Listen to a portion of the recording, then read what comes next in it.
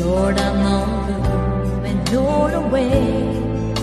But what do you expect from a girl